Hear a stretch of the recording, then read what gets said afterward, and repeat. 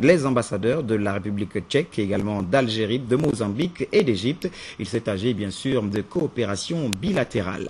Dans l'actualité également, ce voyage de presse effectué par les journalistes des médias publics et également privés. Ils sont allés à la découverte de certaines réalisations du plan stratégique Gabon émergent. Demain, c'est la journée nationale pharmaceutique. Qu'est-ce qui est prévu? Le docteur Serge Aimé Sembe, président de l'Ordre national des pharmaciens du Gabon, est notre invité pour ce 20h. Vous êtes sur Gabon Télévision, madame, messieurs. Merci pour votre fidélité. Bonsoir et surtout bon confort d'écoute. Le Premier ministre, chef du gouvernement, le professeur Daniel Onaondo, a donc devisé avec les ambassadeurs de la République tchèque et également d'Algérie, cela au lendemain de leur présentation de lettres de créance au chef de l'État, Ali Bongo Ondimba, au menu des entretiens, la coopération bilatérale entre le Gabon et ces deux pays respectifs. Le compte-rendu de nos confrères de la presse primature, Claudette Théoré Richon, Olivier Antonio, Patrick Desmabio.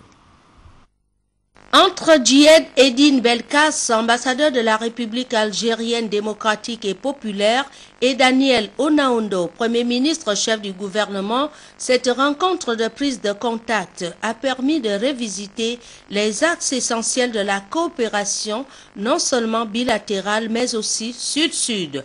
Nous avons passé en revue l'état des relations bilatérales dans tous les domaines, notamment dans les domaines de la formation, dans la formation universitaire, professionnelle, c'est-à-dire nous avons convenu de revoir, de revisiter des accords qui avaient existé entre les deux pays, de les adapter à la situation actuelle et nous encourageons la coopération sud-sud. Occasion également pour le Premier ministre de saluer la tenue des élections présidentielles récemment organisées dans ce pays de l'Afrique du Nord. Quelques heures plus tôt, le professeur Daniel Onaondo a échangé avec une délégation de la République tchèque conduite par l'ambassadeur de cet État au Gabon avec résidence à Abuja au Nigeria. Venu lui aussi pour les civilités d'usage, Pavel Mikes a mis l'accent sur la dynamisation du partenariat multisectoriel entre Prague et Libreville. On a parlé de la coopération entre la République tchèque et le Gabon et des manières comment la République tchèque peut aider au programme de Monsieur le Président de créer du Gabon un pays émergent. La République tchèque et le Gabon se ressemblent un peu. Nous sommes deux pays à la taille moyenne qui sont aussi complémentaires. Notre pays, la République tchèque, ce n'est pas un grand pays, mais c'est un pays qui est stratégiquement placé au centre de l'Europe, au cœur de l'Europe, et qui est technologiquement très avancé. Et surtout dans le domaine de la santé, des hôpitaux, nous avons un niveau top du monde. Derrière cet optimisme partagé se trouve déjà un accord entre le gouvernement gabonais et le groupe tchèque Pyroclimat autorisant la construction de 2 hôpitaux de 3e génération à Mouila et à Oyem. Et les travaux démarrent incessamment, a rassuré l'ambassadeur. Voilà la primature qui a véritablement vibré au rythme des mini-ballets diplomatiques ce jour. Le professeur Daniel Onaondo qui a également reçu les ambassadeurs de Mozambique et d'Égypte. Et peu avant, les 2 diplomates, le chef du gouvernement s'est également entretenu avec le vice-amiral Phil Davidson, commandant de la 6e flotte américaine. Le compte-rendu d'Alex Leubi Lendinji et Sanga, Olivier Antonio et Patrick Desmabio de la presse primature.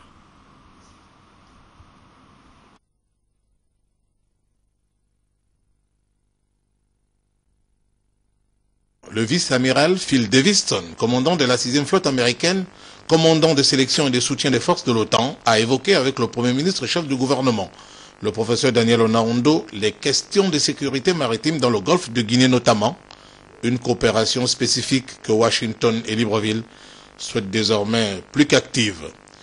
Last summer, the President here in Gabon and our United States Secretary of the Navy discussed what a future maritime security strategy might be in this nation. Comme vient de l'affirmer l'amiral Phil Davidson, ces échanges sont le prolongement des entretiens de l'été dernier entre le président Ali Bongo Ondimba et le secrétaire américain aux affaires maritimes. Le chef du gouvernement a par la suite reçu Excellence Fernandez Domingos Estevao, le tout nouvel ambassadeur extraordinaire et plénipotentiaire de la République de Mozambique au Gabon, le potentiel économique respectif des deux pays et les similitudes recensées étaient entre autres au centre des entretiens. We come to the conclusion that both of our countries Nous avons vu que nos pays ont des similitudes en matière de ressources et the next step and we can identify specific and pragmatic areas of cooperation. prochainement nous allons échanger des missions et voir cibler des domaines de coopération. Ce mini-ballet diplomatique du jour s'est achevé par Excellence Hicham Fatih Mohamed Mostafa, le représentant de l'Égypte au Gabon, occasion de faire le point de la coopération bilatérale entre le Caire et Libreville. On a abordé comme ça les possibilités de renforcer les liens entre nos deux pays amis. Comme vous savez, nous avions l'hôpital égypto-gabonais depuis l'année 2009. Nous allons octroyer tout prochainement de nouveaux docteurs pour être là-bas, même des médicaments, des matériels, pour que ça soit au niveau que la population attend. On a abordé la situation en général en Afrique, un peu dans le monde, où j'ai apprécié beaucoup les points de vue que son Excellence l'a exprimé. Au CES, le Conseil économique et social, le président de l'institution, Paul Biya Ogemba, a reçu ce matin en audience la représentante de l'Union africaine. Il s'est agi de revisiter le processus des élections au sein du CES et également d'une plus grande représentation de la société civile dans la société civile gabonaise, bien sûr, à la commission de l'Union africaine. Le reportage de nos confrères Frédéric Alogo et Cessa Idriss Mongala. Le chef de bureau de liaison de l'Union africaine auprès de la communauté des États de l'Afrique centrale, à qui le président du Conseil économique et social, Paul Biya Ogemba, a accordé cet entretien sous forme de visite de travail, avait pour objectif de revisiter le processus des élections au niveau du Conseil économique et social de la Commission de l'Union africaine. À ce sujet, l'urgence était d'informer le président du Conseil économique et social du Gabon de la nécessité d'une plus grande représentation des organismes de la société civile gabonaise. Et comme les délais pour le dépôt des candidatures étaient déjà fort clos, il fallait donc que j'informe Monsieur le Président de la réouverture des dépôts de ces candidatures pour justement susciter une plus grande représentation de la société civile gabonaise. Rencontre porteuse d'espoir, le chef de bureau a indiqué que le dernier délai des dépôts des dossiers expire le 30 juin de l'année en cours. La CENAP avait saisi la Cour constitutionnelle afin qu'elle se prononce sur le report des élections locales relatives aux annulations prononcées par la haute juridiction lors du dernier scrutin local et également de la vacance du siège de député de Ndulu suite notamment à la démission de Jean-François Ndongou. Donc ce matin, la Cour constitutionnelle a effectivement entendu le gouvernement et la CENAP à son siège. Le compte rendu de Max Olivier Obama. Les membres de la haute juridiction souhaitaient savoir de la part du gouvernement, représenté par le ministre de l'Intérieur et le ministre chargé des relations avec les institutions constitutionnelles porte-parole du gouvernement, si les récriminations de la CENAP, à savoir l'absence de moyens financiers ayant conduit au report du scrutin prévu le 19 avril dernier, avaient trouvé des solutions adéquates. Madame le Président de la Cour constitutionnelle a donc exigé du gouvernement des éclaircissements nécessaires. Elle a obtenu de la part de Guy Bertrand Mapango toutes les assurances. En ce qui concerne la requête, nous avons avoué, et c'est d'ailleurs ce que dit la loi, il n'y a aucun caractère imprévisible pour renvoyer ces élections.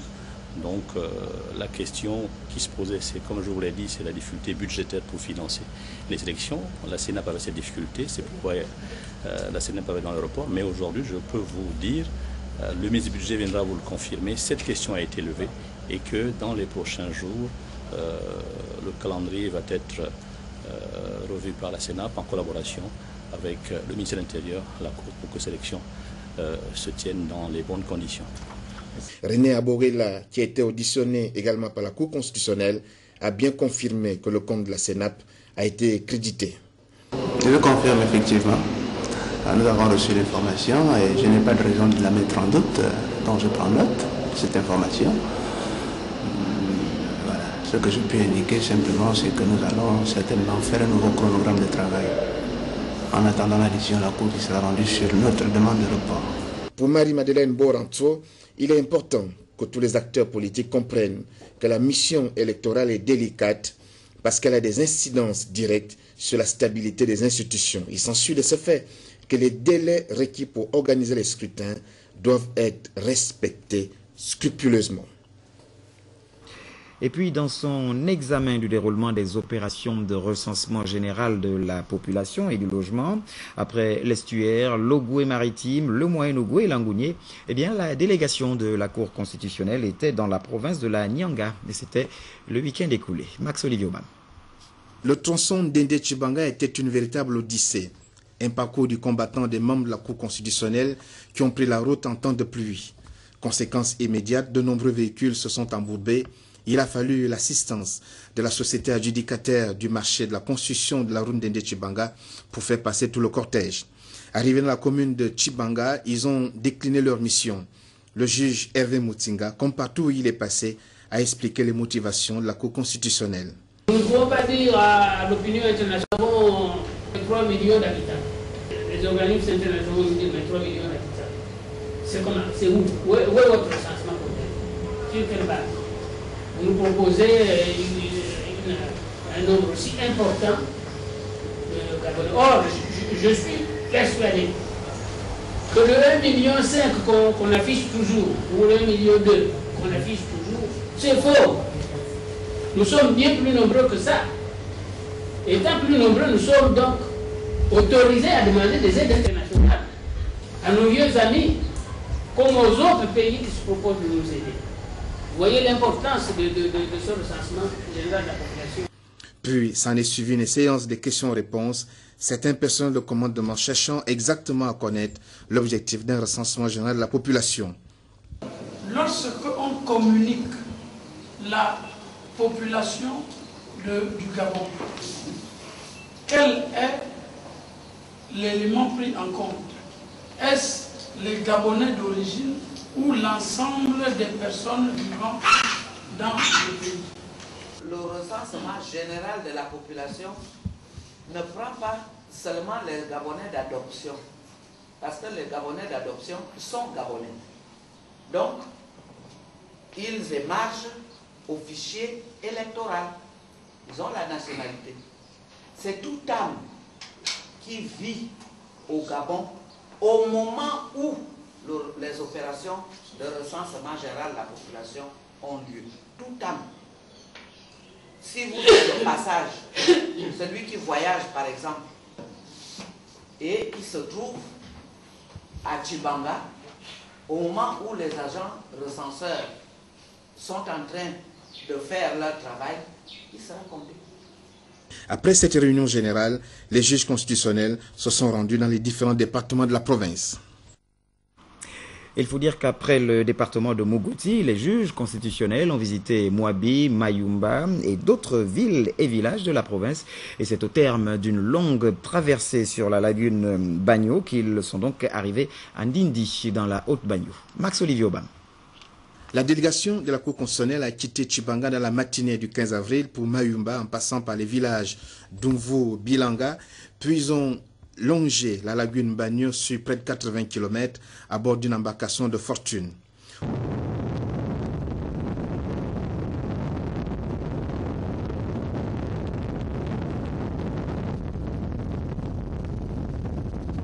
Ici, le juge Binyumba, accompagné du juge assistant Sosten Lekogo, a réuni les responsables administratifs et les chefs de canton à la préfecture. Nous venons, après ce passage des agents recenseurs, nous assurer que dans le département de la Haute-Bagno et dans la commune de Ndindi, le recensement a été effectif. c'est-à-dire que toutes les populations du département et de la commune ont été bel et bien recensées.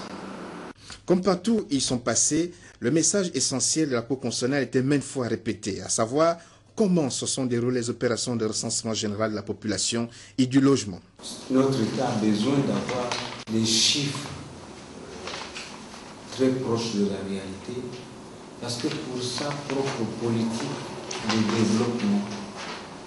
développement des infrastructures, sa politique en matière de sécurité, sa politique en matière sociale, on a besoin de connaître quel est exactement le chiffre, le nombre des âmes qui résident en Guindy dans le département de la Haute-Banio pour développer les infrastructures de transport. Pour savoir qu'ici, il faut développer, mettre en place des moyens de transport. Mission périlleuse, vu certaines difficultés rencontrées, les différents moyens de transport utilisés, mais rien ne peut arrêter les juges constitutionnels dans leur quête de la vérité. Ils entendent ainsi couvrir toutes les provinces du Gabon. Et puis dans l'actualité, ce petit retour sur la tenue de la 10e conférence de presse gouvernementale. Ce soir, la rédaction de Gabon Télévision met l'accent sur le rôle du porte-parole du gouvernement et également la bonne gouvernance. Le point dans ce reportage de Guy Frendongobian, les images de Christine Maïda. Sous l'impulsion du chef de l'État Ali Bongo Ondimba, le gouvernement de la République a mis en place un plan de communication gouvernementale.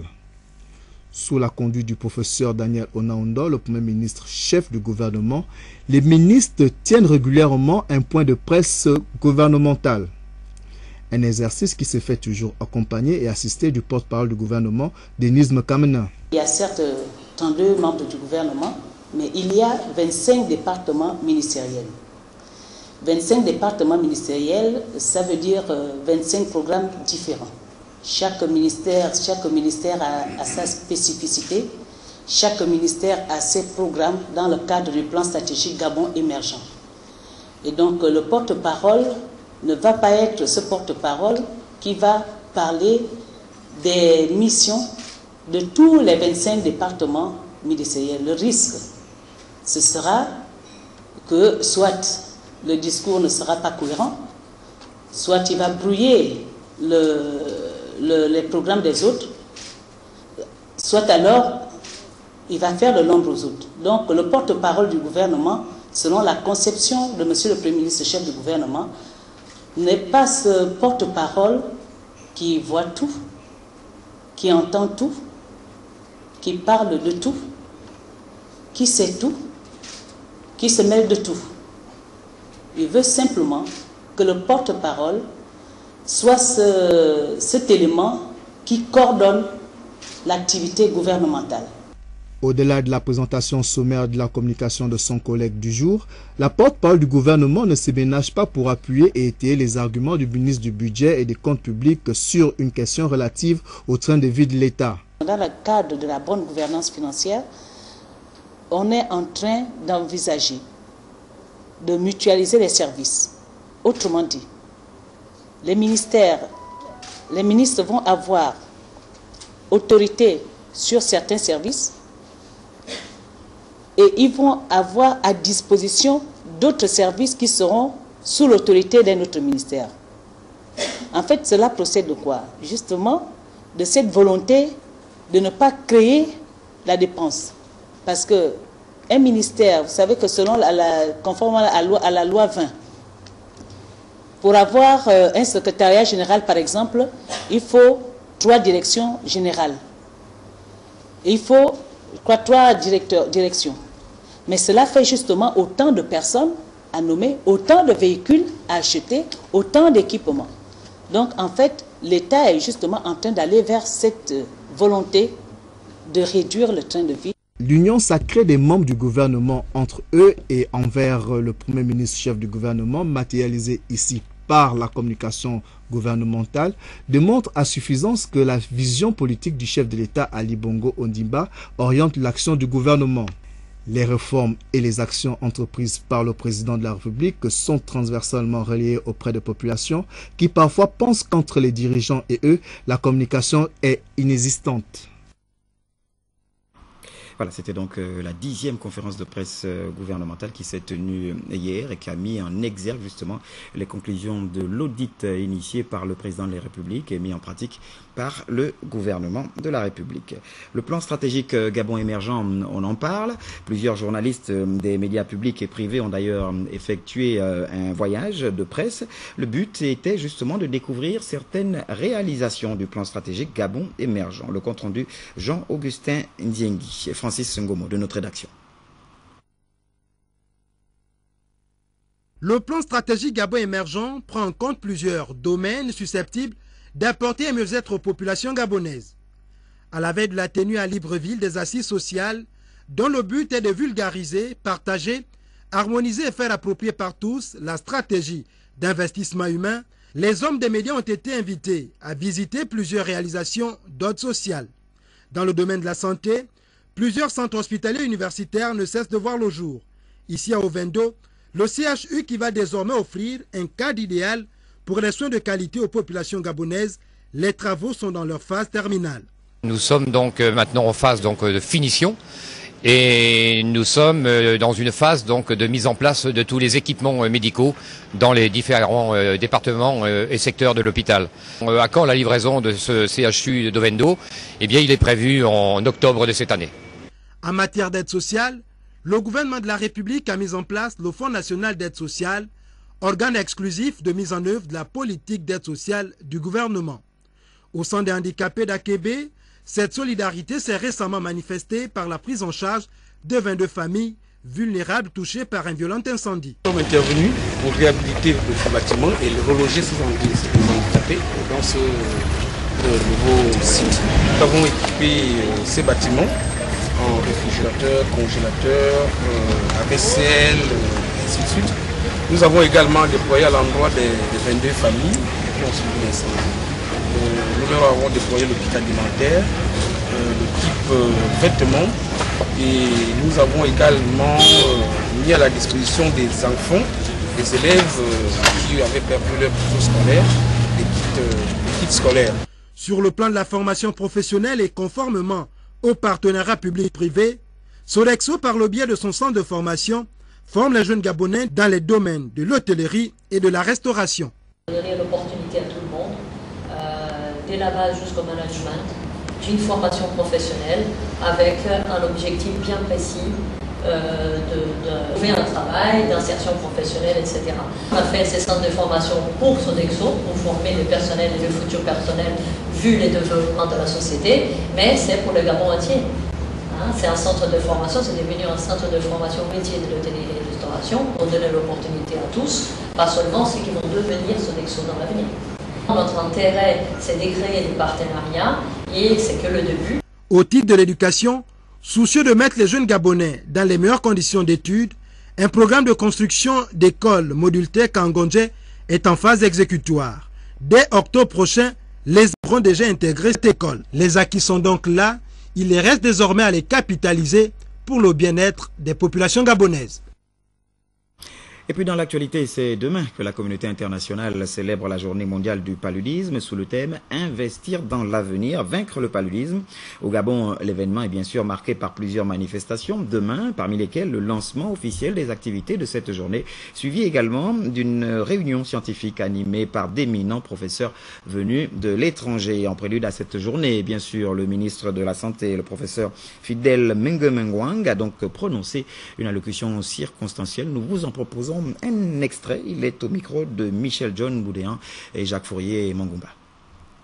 Mesdames et messieurs, chers compatriotes, chers partenaires, le 25 avril 2014, la communauté internationale célèbre la journée mondiale du paludisme. Le thème retenu cette année par l'Organisation mondiale de la santé est le même que celui de l'année dernière, à savoir investir dans l'avenir, vaincre le paludisme. À l'origine, Journée africaine du paludisme, en raison de l'importance de cette maladie sur le continent africain, c'est en 2007, par décision de l'Assemblée générale de l'OMS, que cette journée est devenue Journée mondiale du paludisme. Mesdames et messieurs, la journée mondiale du paludisme est l'occasion de rappeler que la prévention du paludisme et la lutte contre cette maladie nécessitent un investissement sur la durée et un engagement politique sans cesse renouvelé. Le paludisme est une maladie qui peut être mortelle.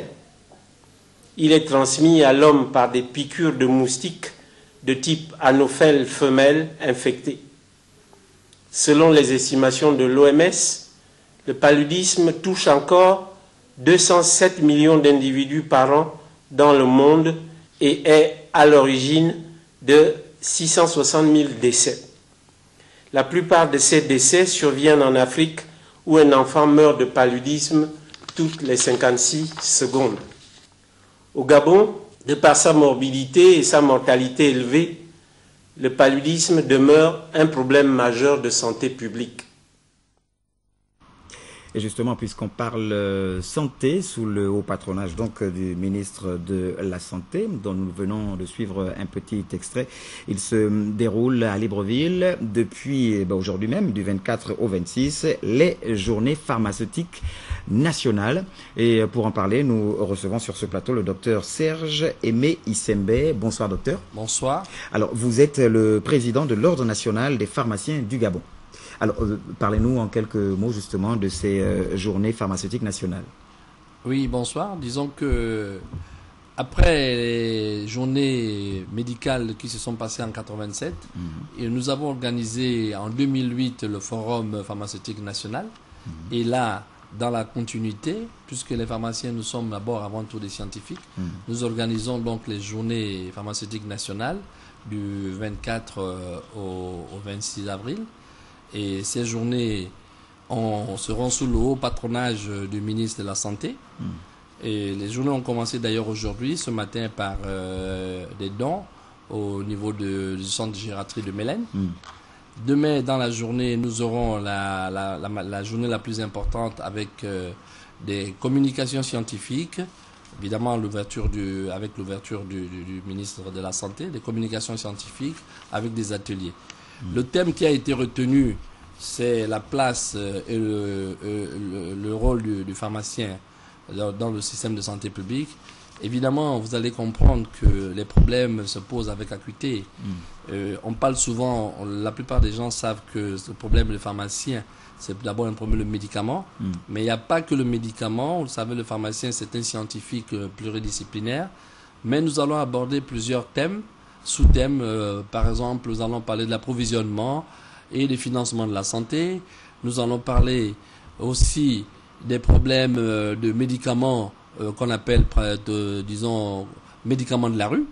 C'est un fléau au niveau international. Donc, tous ces problèmes seront débattus lors de la journée qui aura lieu donc demain à l'école d'application militaire. Ce sera à l'école d'application militaire. Alors justement, cette préoccupation de ce qu'on appelle vulgairement les pharmacies par terre, voilà plusieurs années maintenant que ces journées, on va dire, existent.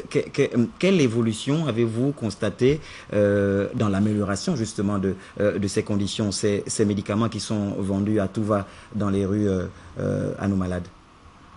On ne peut pas parler d'évolution parce que le phénomène, c'est un phénomène international. Vous savez que ce phénomène, c'est un phénomène... Aujourd'hui, le circuit du médicament illicite rapporte plus que celui de la drogue. Donc c'est un phénomène international et il est pris à bras le corps par des organismes internationaux comme l'OMD, l'Organisme mondial de la douane, par l'Interpol. Et il y a des opérations qui sont menées. Donc cette lutte, c'est une lutte internationale. Que ce soit celle que nous menons ici à Libreville, vous le savez depuis des années, vous nous avez accompagnés. Nous avons mené des enquêtes, nous avons fait de la sensibilisation, c'est ce qui sera fait d'ailleurs au cours de la marche que nous allons, disons, faire samedi matin. Cette marche partira du carrefour derrière la prison jusqu'au club Saouti. Et pendant cette marche, tout au long de la rue, nous allons sensibiliser les populations sur les méfaits, sur les problèmes liés au risque, si vous voulez, de ce marché illicite. En tout cas, un programme alléchant lors de ces journées. C'est l'occasion, docteur, peut-être, de lancer votre appel ou si vous avez une dernière information que vous n'avez pas pu véhiculer. Disons que les populations seront informées, mais c'est surtout d'abord la profession pharmaceutique qui est interpellée, les pouvoirs publics aussi, parce que la présence du ministre et on espère aussi d'autres membres du gouvernement feront en sorte que les problèmes des pharmaciens seront posés. Nous avons de nombreux problèmes, des problèmes, si vous voulez, problèmes institutionnels, des problèmes au niveau juridictionnel, et ces problèmes seront posés avec le ministre. Et je pense que à l'issue de ces travaux, des recommandations seront faites et nous allons pouvoir évoluer de façon favorable, parce que le vrai problème du pharmacien, c'est d'abord le problème du pharmacien, c'est la santé des populations. La santé des populations. Voilà. En Et il ne faut pas oublier que le rôle social du pharmacien n'est pas toujours connu. Il faudrait que le rôle social du pharmacien soit connu. Voilà. Nous sommes là déjà depuis, et qu'il soit non seulement connu, mais reconnu par tous. C'est tout le bien que l'on vous souhaite. Merci. Je rappelle que nous étions là avec le docteur Serge Aimé Issembe, le président de l'Ordre national des pharmaciens, qui venait nous parler justement de cet événement qui a déjà débuté. C'est du 24 au 26, les journées nationales, les journées pharmaceutiques nationales. La suite de ce journal, vous restez avec nous, docteur, avec ces audiences donc dans les cours et tribunaux du Gabon qui reprennent à partir de vendredi, donc demain, après un mois de grève observé par les personnels des greffes qui réclament un plan de carrière. Eh bien, un protocole d'accord a été conclu avec le ministère de la Justice. Le reportage est de Edgar Djembe Doukaga, les images de Victor Mounouga. Depuis quasiment un mois, la grève des personnels des greffes des tribunaux et cours paralysait l'appareil judiciaire, gênant toute tenue des centaines d'audiences fixées et plusieurs fois reportées. Face à leur tutelle, les greffiers avaient expliqué leurs raisons de colère et les conclusions soumises à la base syndicale viennent de redéfinir l'issue du mouvement. L'ordre du jour portait essentiellement sur l'examen du protocole d'accord signé entre le ministre de la Justice et le syndicat national des greffiers. Après débat, assorti d'une élection, au terme du vote, la suspension de la grève et la définition d'un délai a été fixée comme suite. Délai de suspension du mouvement de grève, 3 semaines. Cette suspension-là implique, entre autres, la mise en place des commissions qui vont travailler sur les différentes réformes à apporter dans le corps des greffes, la prise des différents textes qui découleront des travaux dans les commissions effectuées. Le calme inhabituel des salles d'audience et des pas perdus va être rompu dans les prochaines heures. Les greffiers sont appelés à retrouver leur lieu de service et d'affectation dès demain vendredi 25 avril 2014 dès 7 heures. Ce protocole d'accord, qui est un succès du dialogue social maintenu par le garde des Sceaux, va mobiliser la commission d'élaboration du décret d'application. La grève aura surtout démontré à quel point les magistrats et les greffiers se tiennent autour des dossiers judiciaires.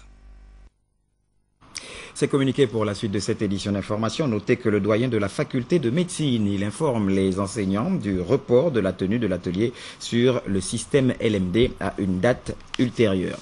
Dans le même sens, cet autre communiqué maintenant du ministère de la Forêt, de l'Environnement et de la Protection des Ressources Naturelles, suite au chevauchement du programme de Monsieur le ministre de la Forêt, de l'Environnement et de la Protection des Ressources Naturelles, eh bien l'atelier de lancement du projet dispositif d'accompagnement opérationnel en faveur de la filière des transformations poussées de bois dans 5 pays de bassin du Congo, ainsi que la réunion sur l'arrêté numéro 015/MEF/DGCBPF fixant les normes de la classification des produits transformés autorisés à l'exportation.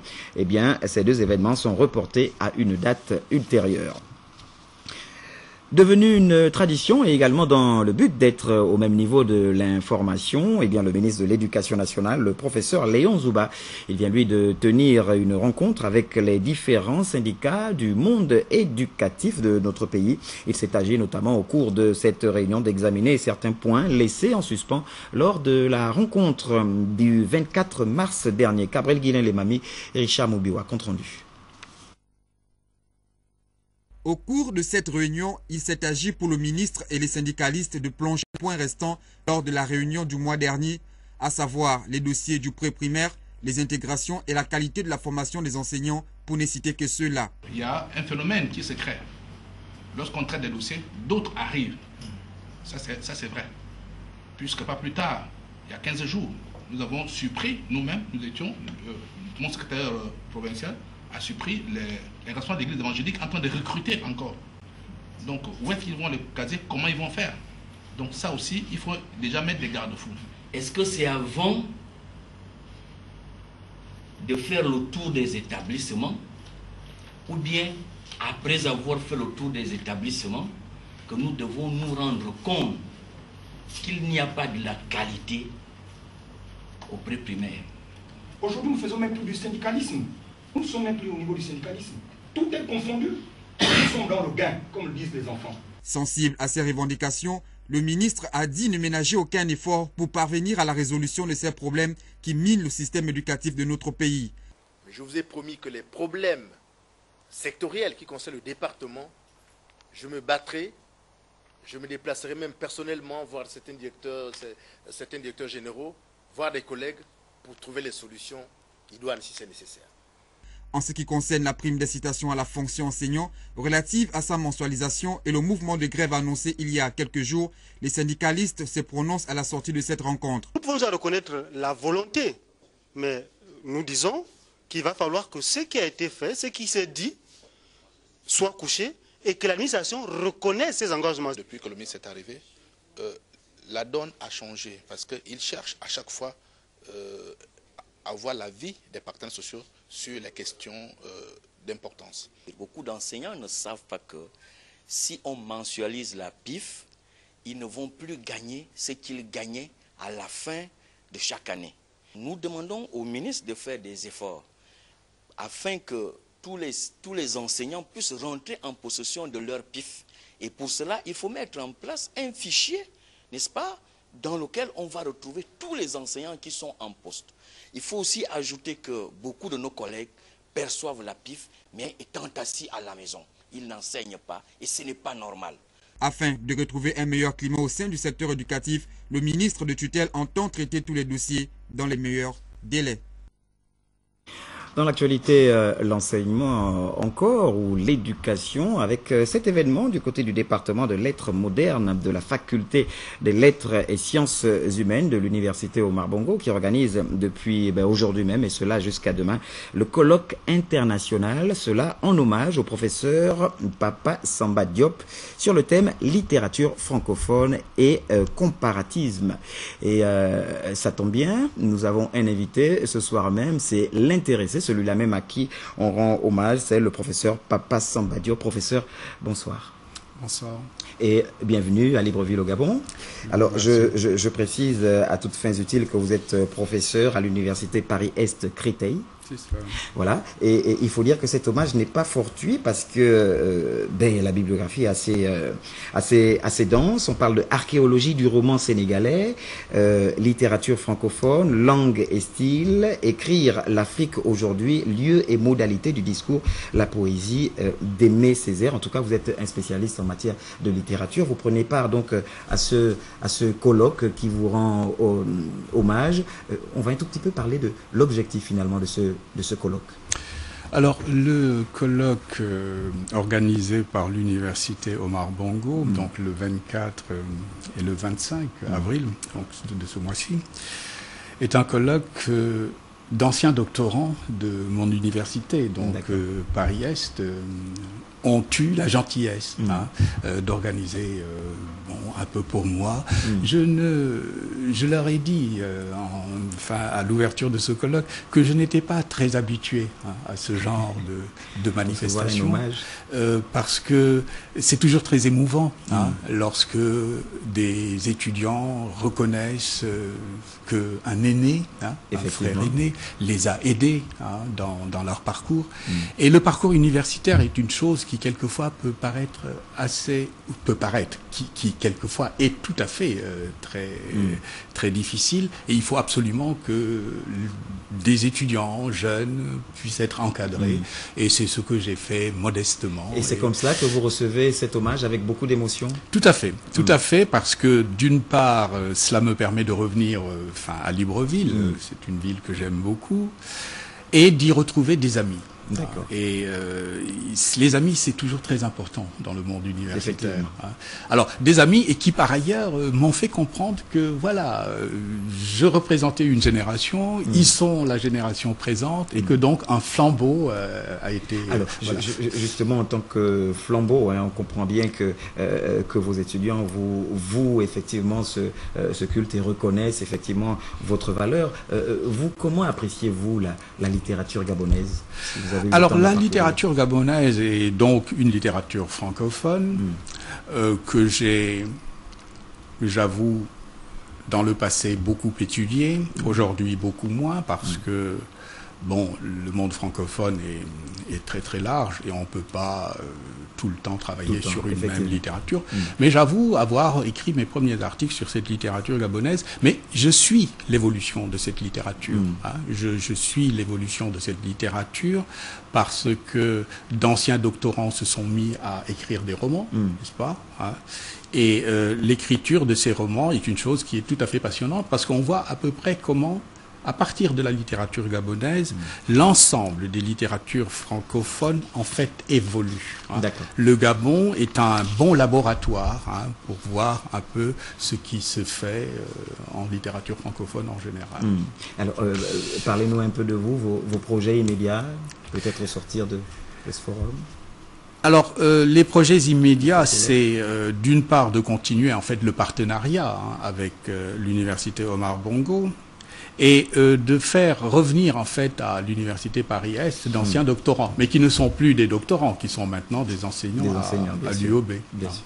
Et occasion peut-être de donner, non pas une note, mais une appréciation par rapport à l'université Omar Bongo. Alors, je le disais, par rapport à d'autres universités, les doctorants gabonais trouvent un emploi lorsqu'ils rentrent à Libreville ou dans d'autres villes.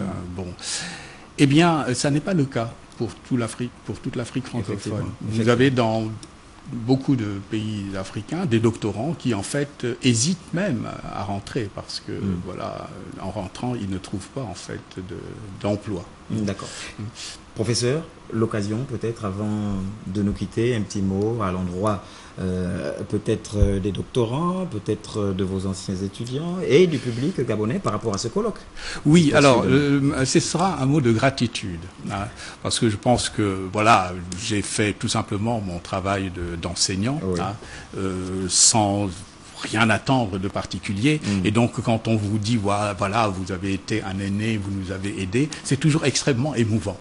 Et donc j'avoue que au début du colloque j'étais ému, je le suis pendant le colloque, je pense que je le serai aussi tout à fait à la fin du colloque, mais en tout cas ce qu'il y a de très très positif dans tout cela, c'est que j'ai le sentiment que quelque chose est passé dans l'enseignement, que quelque chose est passé dans la façon de faire, dans la façon d'exercer ce métier. Très bien.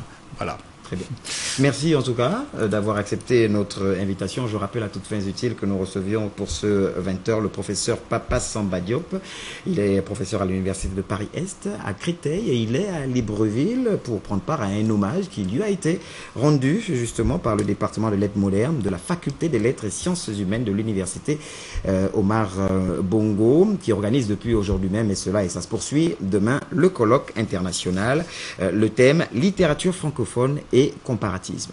Merci encore et bonne continuation. La suite de cette édition d'information avec cette audience au ministère de la fonction publique entre le patron du dit ministère et le directeur de l'agence française de presse de développement. Il s'est agi d'aborder la question de l'évolution des performances au niveau de la fonction publique. Reportage. La rencontre entre la délégation de l'Agence française de développement et le ministre en charge de la fonction publique, Serge Maurice Mabiala, est le tout premier contact entre les deux entités. Un contact qui a permis de faire le point sur le progrès de performance de la fonction publique. On a donc écouté attentivement l'exposé, le diagnostic que Monsieur le ministre a fait de la situation de la fonction publique au Gabon, les lignes de progrès, les voies d'action qu'il compte mettre en œuvre. Il a interrogé l'Agence française de développement sur l'appui qu'elle pourrait apporter dans cette vision, qui est une vision à la fois de long terme, c'est-à-dire ambitieuse sur le progrès des performances de la fonction publique, et également plus immédiate dans les appuis qu'on pourrait apporter. L'Agence française de développement, pour sa part, dresse ici le bilan de sa contribution dans les réformes engagées dans notre pays.